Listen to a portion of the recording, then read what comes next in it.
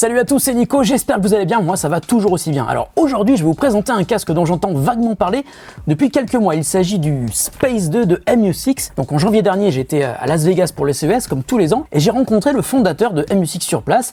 Il montrait son casque à tout le monde et il expliquait avec de solides arguments, c'est vrai, que le Space 2 faisait mieux que les casques à réduction active de bruit très connus comme le WH-1000 et XM3 de Sony ou le Bose 700, mieux et surtout pour moins cher. Le gars était donc vraiment sûr de lui. Alors vous le savez, on dit toujours qu'il faut éviter de juger un bouquin uniquement à sa couverture et on n'est donc pas à l'abri d'une surprise. Donc je me suis dit, si le casque est vraiment bien, on devrait en entendre parler et en attendant, je lui file mes cartes de visite. Peut-être qu'il pourra m'envoyer un exemplaire, qui sait. Et depuis, plus rien. Mais il y a quelques jours, alors que je l'avais totalement oublié, j'ai reçu ce casque à la maison. Donc évidemment, je vais le tester et je vais donc vous dire si toute la hype que m'a vanté le fondateur de MU6 est justifiée, tout en sachant que mis à part quelques petits youtubeurs, je n'ai vu personne en France qui ait pu donner un avis réellement intéressant et surtout réfléchi sur ce casque. Parce que je le rappelle, la promesse de MU6, c'est de faire mieux que Sony et Bose pour moins cher. Alors autant vous dire que la marque a quand même pris un gros risque avec la manière dont ils ont communiqué sur ce produit. Allez, c'est parti pour l'unboxing du produit.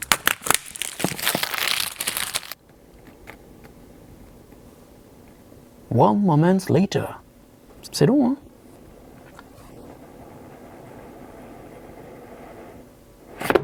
Quand même. Alors, ça ressemble vaguement à une pochette de casque Sony ou Sennheiser.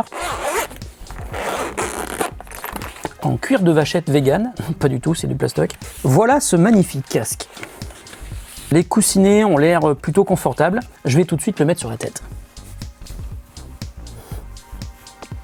Il ne se passe rien. Ouh, j'entends plus beaucoup ce qui se passe à l'extérieur. Donc la réduction de bruit n'est pas activée puisqu'il est éteint. Et j'ai déjà un énorme pouf, un énorme silence autour de moi. Je sais pas, c'est bizarre, je m'entends même pas parler. Encore une fois, j'espère que je vais pas dire des conneries. Donc si on fait le tour de ce petit casque, donc les écouteurs pivotent, c'est bien pratique. Et là, il y a un truc dessous, je pense que c'est un détecteur infrarouge. Alors ça doit être pour le start and stop quand on l'enlève ou quand on le met sur les oreilles. Avec en haut un arceau qui est assez rembourré, c'est pas mal. Et puis comme je vous le disais aussi, les coussinets sont assez massifs, mais très confortables. Ils ont l'air bien confortables, en tout cas sur les oreilles. C'est pas mal du tout, avec une impression de vide absolu. Alors là, le truc est pas allumé. Avec la réduction active de bruit, ça doit être encore plus impressionnant. Ok. Alors sur le côté, on a des micros, donc ça va nous permettre de faire fonctionner la réduction active de bruit. Et puis a priori, il y a une zone tactile, donc comme sur les casques Sony et Sennheiser. Un port USB Type C, une prise jack, ça va être encore un micro. Et puis il doit y avoir un bouton pour la réduction active de bruit, puis un bouton pour allumer et éteindre. Donc ce que je vais faire, c'est que je vais aller chercher un smartphone pour faire fonctionner ce casque. Me revoilà. Bon, alors on va commencer par allumer le casque. Donc je le laisse sur mes oreilles. Et je vais prendre un bouton au hasard, c'est peut-être celui-là, le premier qui vient derrière mes petits doigts. Il ne se passe rien, c'est pas le bon. Deuxième bouton, c'est celui-là, il s'allume. Oh, la réduction de bruit est hyper impressionnante. Là j'ai un NAS qui tourne, un gros NAS Netgear. C'est un truc que j'entends bourdonner un petit peu quand je fais mes tournages, je n'entends absolument plus. Donc je vais aller tout de suite appairer le casque à mon téléphone. Il est directement détecté. Ok, ça m'a dit Bluetooth connected, mais avec un son qui était vraiment pas beau du tout. Donc je vais quand même lancer un morceau que je connais bien pour le premier test. Attention, c'est parti. Le youtubeur est un animal fascinant. Il ne connaît absolument pas ce casque et pourtant, d'instinct, il va pratiquer un geste qui lui semble naturel. Regardez bien. Ah, pas mal. Attendez. Il effectue des gestes simples pour monter et baisser le volume. Ah ouais, je slide vers le haut, ça monte le son. Malgré tout, le youtubeur peut être déstabilisé s'il ne retrouve pas son confort habituel. Observons sa réaction. Il faut vraiment slider vers là. Ok, là on passe au morceau suivant. Une fois ça s'arrête. Ok, c'est pas mal, le truc tactile marche très bien. Enfin, très bien, il marche. Ça, c'est un morceau que j'écoute très souvent quand je vais vérifier qu'il y a des super bonnes basses. C'est pas mal. Il n'y a pas des basses ultra profondes, mais des basses assez sèches, donc ça baffe pas. C'est bien. Pas mal. Alors du coup, le premier bouton qui était en haut, à quoi il sert Ah, d'accord, ça active le mode transparence. Donc là, les micros enregistrent le son extérieur et me renvoient le son ici. Et attendez, bougez pas. Ah d'accord, j'ai compris. Ils ont tout piqué sur le casque Sony. Donc si on appuie sur le bouton qui est en bas, ça nous donne le niveau de batterie comme le font les Sony, les Sennheiser. Ah, en faisant un double clic sur le bouton du bas, j'ai désactivé le Bluetooth. C'est embêtant ça. Je fais comment pour le remettre? Et ça le reconnecte automatiquement. Ok, bon, ça par contre, c'est... Oh là là, il s'est redéconnecté. Ah, j'ai compris. C'est compliqué quand même. Quand j'appuie 2 fois sur le bouton du bas, ça déconnecte le Bluetooth. Si je rappuie une fois sur le bouton, ça donne le niveau de batterie et ça reconnecte le Bluetooth. Et si je n'appuie qu'une seule fois pendant qu'il est connecté, ça me donne le niveau de batterie. C'est vraiment quoi prendre. Hein. Ok. Et si je fais un double clic sur le bouton du haut. Ah bah il a lancé Siri. D'accord, j'ai compris. Ok, j'ai enlevé le casque, la musique s'est arrêtée. Ouh, ça fait bizarre, ça fait quelques minutes que j'avais pas enlevé mon casque et je m'entendais plus. J'étais pas sûr d'être toujours là. Et quand je remets le casque, la musique se remet en route. Ok, on va dire que la première impression est plutôt bonne, hein, parce que même si le casque fait un petit peu cheap au niveau de la construction, le son est bon. Alors je pense que c'est un tout petit peu erratique hein, sur les côtés. J'ai l'impression que quand j'active Next, Previous, Volume Up, Volume Down, oh, par contre, j'ai enlevé le casque et la musique est repartie. C'est peut-être parce que j'ai appuyé sur le bouton sur le côté. Première impression, on va dire mitigée, c'est-à-dire que la qualité du son elle est plutôt bonne. En revanche, le truc est reparti quoi. J'ai pas appuyé sur le bouton et la musique est repartie alors que normalement elle devrait s'arrêter quand j'enlève le casque des oreilles. Je vais arrêter là pour l'instant et je reviens dans quelques jours et je vous donnerai un avis définitif sur le Space 2 de MU6. Pas mal, mais est-ce qu'il est prêt à rivaliser avec Sony, Bose, Sennheiser et compagnie? Pas encore sûr. Hein. Allez, donnons sa chance au produit et rendez-vous dans quelques jours.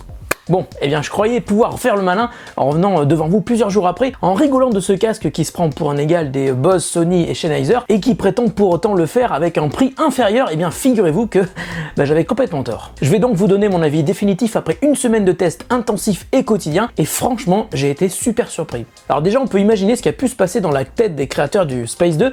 Ils ont dit regardons les leaders du marché, regardons les innovations qu'ils proposent, essayons de leur piquer les meilleures idées et puis on va aussi essayer de faire mieux sur la réduction active de bruit et comme on a des frais marketing qui n'ont rien à voir avec des marques comme Sony, Bose ou Sennheiser, eh bien on réussirait sans doute à faire un casque aussi bien mais moins cher. Et en fait pour moi MU6 a totalement réussi son pari, ils ont sorti un casque qui fait jeu égal avec Sony et Bose, au moins sur un point, la réduction active de bruit qui est incroyable. Et pendant plusieurs jours j'ai pu le comparer avec un seul casque mais c'est quand même le maître du genre, hein, c'est le Sony WH-1000XM3 et franchement après une semaine en faisant des blind tests, je suis totalement incapable de différencier les deux. Hein. Là je parle surtout sur la réduction active de bruit. Alors confinement oblige, un test en avion c'est évidemment impossible en ce moment. En revanche, dans la rue qui est en bas de chez moi, il y a quand même pas mal de bruit parce qu'il y a beaucoup de voitures qui circulent et j'ai piqué une idée à un youtubeur américain qui s'appelle James Room Review qui utilise des écouteurs un petit peu spéciaux, les Sennheiser Ambeo Smart Headset, pour enregistrer le son qui est à l'intérieur des écouteurs. C'est assez impressionnant, vous allez voir et surtout vous allez entendre. Écoutez bien. Alors, voici un petit test intéressant. Là, le son que vous entendez est enregistré par les Ambeo Smart Headset. Ces écouteurs de Sennheiser ont un micro sur chaque écouteur qui permet en fait d'entendre comme si c'était mes oreilles qui entendaient. Donc, je vais commencer par le Sony. Je vais l'allumer et vous allez entendre la réduction active de bruit.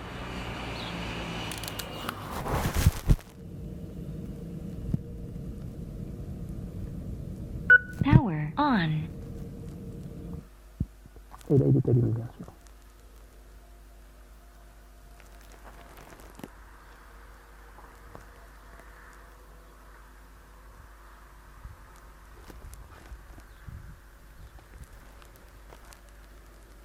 Ok, maintenant on va passer au deuxième casque,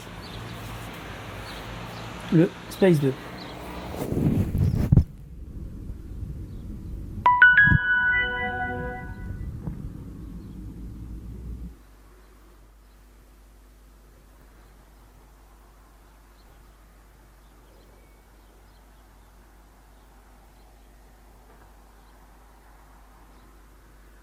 Impressionnant.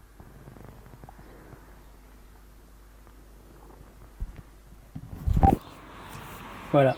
Alors, vous en pensez quoi? Donc pour la réduction de bruit et de la manière dont j'ai pu le tester, pour moi le MU6 Space 2 c'est vraiment une grande réussite. Alors maintenant il y avait aussi la qualité audio qui était un défi pour MU6, et bien figurez-vous que là aussi, encore une fois j'ai été épaté, même si les différences sont un petit peu plus marquées cette fois. Alors toujours en comparant avec le Sony, c'est le seul casque que j'ai à la maison en ce moment, mais je vous rassure c'est quand même un des meilleurs casques à réduction active de bruit du marché, et même au niveau de l'audio, eh bien j'ai quand même noté quelques différences notables. Par exemple, les basses sont moins présentes sur le MU6 que sur le Sony, elles sont bonnes mais elles sont un petit peu plus sèches, il y a moins de basses profondes par exemple. En revanche, là où il y a une énorme différence, c'est sur les médiums. Je trouve que là où le Sony a une courbe médium qui est un petit peu plus plate, sur le MU6 Space 2, les médiums sont beaucoup plus en avant. Et ça, vous allez pouvoir l'entendre à nouveau grâce à ma petite technique de test avec les écouteurs Sennheiser. Regardez et encore une fois, écoutez bien.